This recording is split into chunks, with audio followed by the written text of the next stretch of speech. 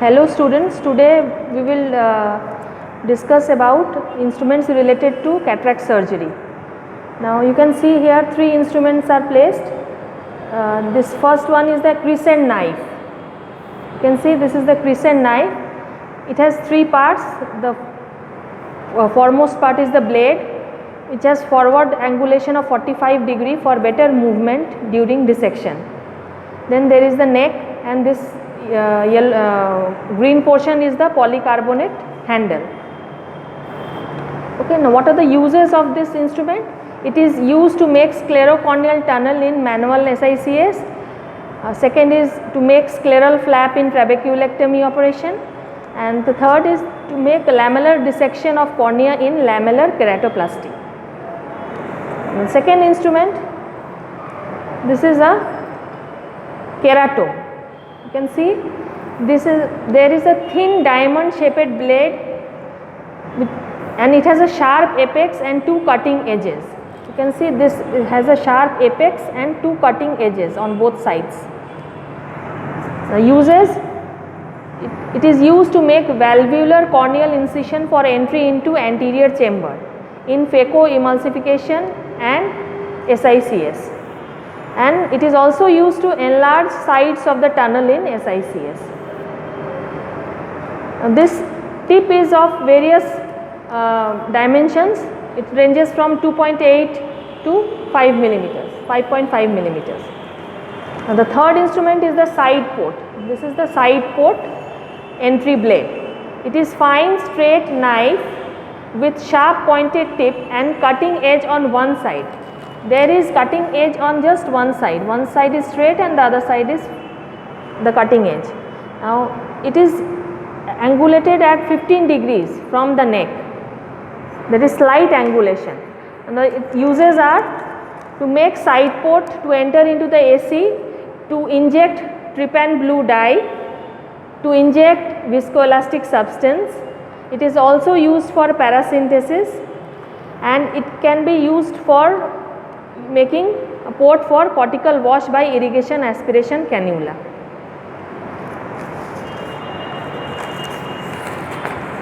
Now this instrument is the corneal scissor, and the second one is the venous scissor. You can see the corneal scissor is a bit stouter and the venous is smaller.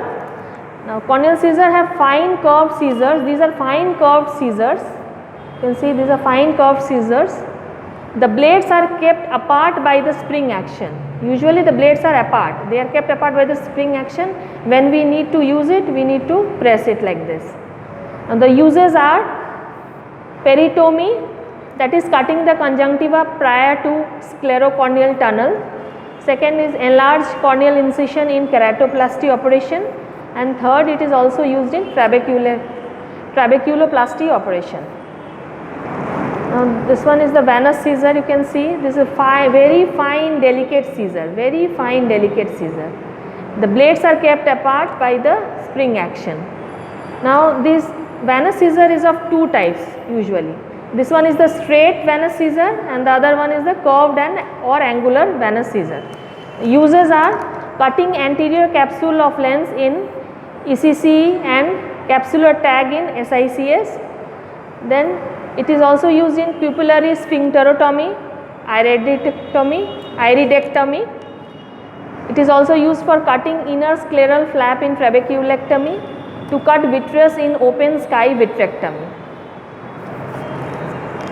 Now this is the cystitome. You can see there is a 2 cc syringe and a 26 gauge needle is attached to it. It has 2 bends. This is the first bend and the second bend is at the tip. This is known as cystitome or capsulotome. What's the use? It is used for making anterior capsulotomy or capsulorhexis in SICS or phacoemulsification surgery, and this instrument is almost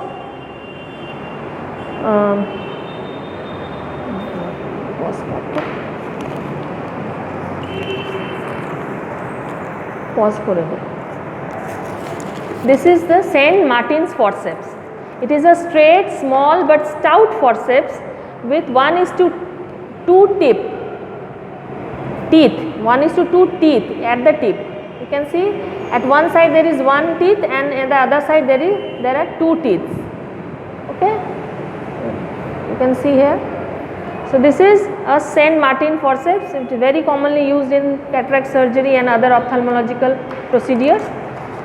Now its uses are to hold the cornea and the scleral lips during sclerocorneal suturing in corneal repair after cataract surgery or in penetrating keratoplasty operations. In trabeculectomy, it is used to hold scleral lip during dissection and suturing, and it is also used to hold the iris for iridectomy. You can see this is the Macpherson's forceps. It is Macpherson. It is medium sized toothless forceps. There is no tooth at the tip with an angle. Its uses are to hold the IOL during placement in the bag, used to remove loose anterior capsule after capsulorhexis or capsulotomy. It may be used as a suture tire during suturing with Tenzero nylon. And this instrument is known as the IOL dialer or Sinskey hook. You can see IOL dialer or Sinskey hook. It is an angular fine hook attached to a long solid stout handle. This is a stout handle and there is an angular hook at the tip. Its uses are to dial the intraocular lens for purpose of centration, to rotate the nucleus, to crack the lens nucleus or to break the posterior synecdoche.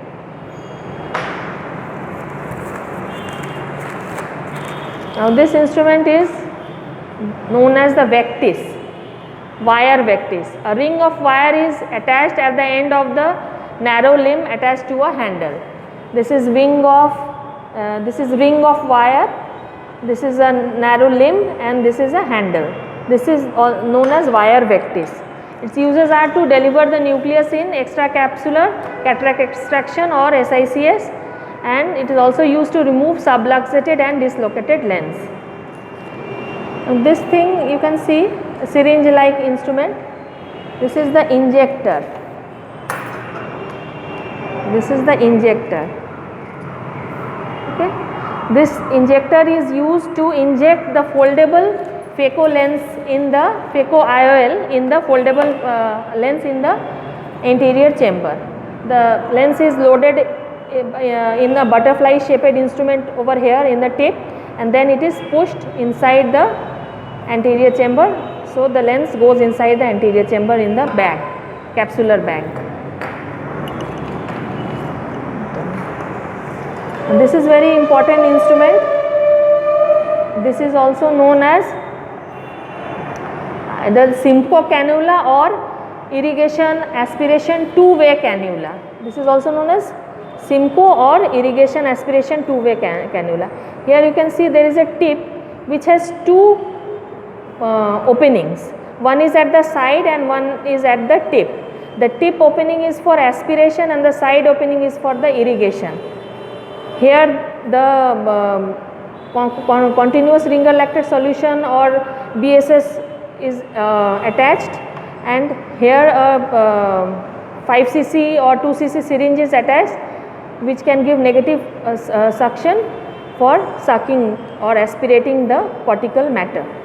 Now its uses are irrigation and aspiration of cortical matter in ECC, to remove viscoelastic material after insertion of IOL, and it is also used to remove blood in hyphema.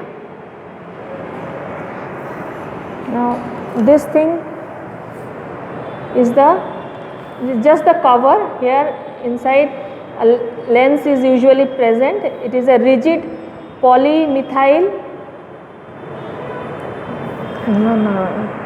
methacrylate.